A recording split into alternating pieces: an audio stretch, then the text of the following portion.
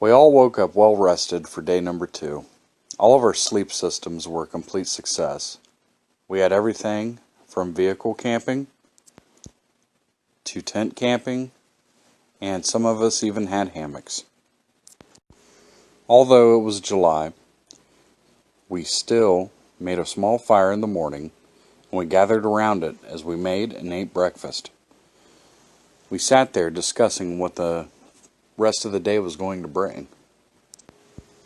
And with that was our means of travel. On day 1, we hit mostly back roads, a lot of gravel, and some off-road. But on day 2, time constraints that we knew that we had to pick up some pavement. We also sat around the fire discussing Rustic Trail Overland's mission statement. What exactly was it that we were out to accomplish? It was all really quite simple. We wanted to take our families on adventures, document the whole thing, and, most of all, pick up the histories and mysteries along the way. We tore down camp and were ready to depart. We had already talked about what routes we were going to take to get us to where we needed to go the fastest.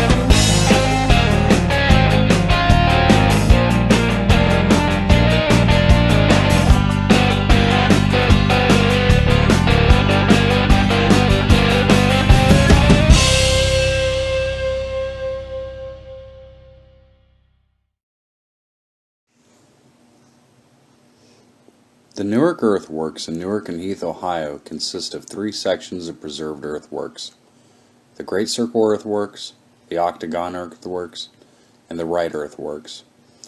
This complex, built by the Hopewell culture, contains the largest earthen enclosures in the world, being about 3,000 acres in extent. Today, the preserve site only covers 206 acres and is operated as a state park by the Ohio History Connection, a designated National Historic Landmark. In 2006, the Newark Earthworks was also designated as the official prehistoric monument of the state of Ohio. Built by the pre-European contact Hopewell culture between 100 AD and 500 AD, the earthworks were used as places of ceremony, social gathering, trade, worship, and honoring the dead. The Newark earthwork site is the largest surviving Hopewell earthwork complex in North America. The culture built many earthen mounds. Over the decades, they built the single largest earthwork enclosure complex in the Ohio River Valley. Our first stop of the day brings us to the Great Circle Earthworks. The 1,054-foot wide Newark Great Circle is one of the largest circular earthworks in the Americas, at least in construction effort. A 5-foot deep moat is encompassed by walls that are 8 feet high.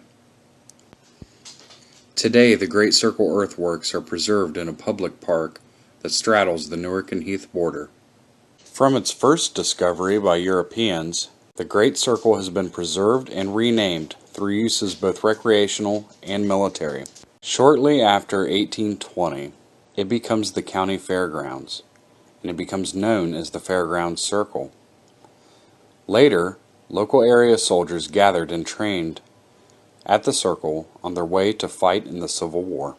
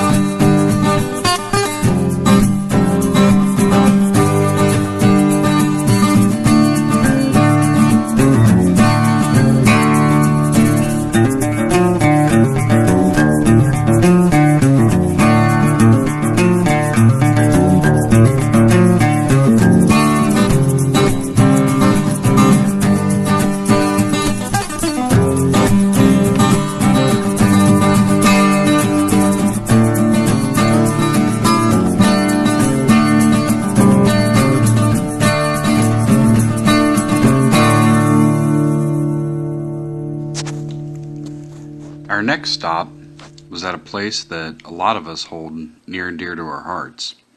We stopped at Black Hand Gorge State Nature Preserve, which is a sandstone formation through which the Licking River flows. 957 acres along the gorge were designated as an Ohio Nature Preserve in 1975. The gorge is a capsule of Ohio transportation history, having hosted canal boats, steam railroads, electric interurbans, and automobiles through the years. It is named for the Black Hand petroglyph that was found on the cliff face by the first settlers to the area. The rock was destroyed in 1828 during the construction of the Ohio and Erie Canal. Other petroglyphs survived until 1890. Blasting for the electric interurban railway in 1890 removed the last traces of almost all prehistoric stone carvings. On July 4, 1825, Governors Clinton of New York and Morrow of Ohio threw the first shovels full of dirt at the Licking Summit near Newark on the Ohio and Erie Canal project. Due to lack of transportation, Ohio farmers were essentially unable to sell their goods at any price, and Ohio was mired in a cash-poor depression. The canal would connect farmers to Lake Erie and the Ohio River. Although there is so much to discover at Black Hand Gorge, we decided to take the Canal Lock Trail. Like something out of an Indiana Jones movie, the old canal is just a wonderful place to explore. Ohio's canal era peaked in the 1850s and then began a decline into the early 20th century. A flood in 1913 damaged the infrastructure to the point where the canal was no longer navigable.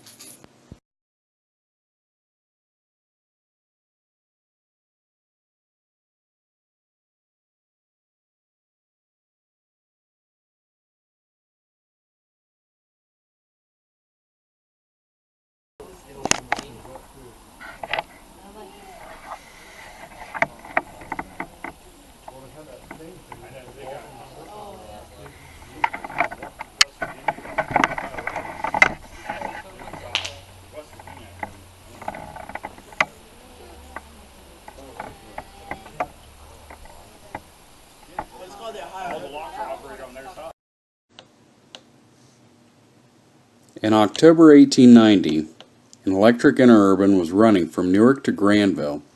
The line wasn't opened to Zanesville until 1903 due to the difficulties cutting a pathway through the gorge. An interurban tunnel, 19.5 feet high and 327 feet long, was blasted through solid rock to complete the job. The interurban ran on the opposite side of the Licking River from the B&O Railroad. The interurban was short-lived due to the rising popularity of the automobile. The last Ohio electric interurban car ran through the gorge on February 15, 1929.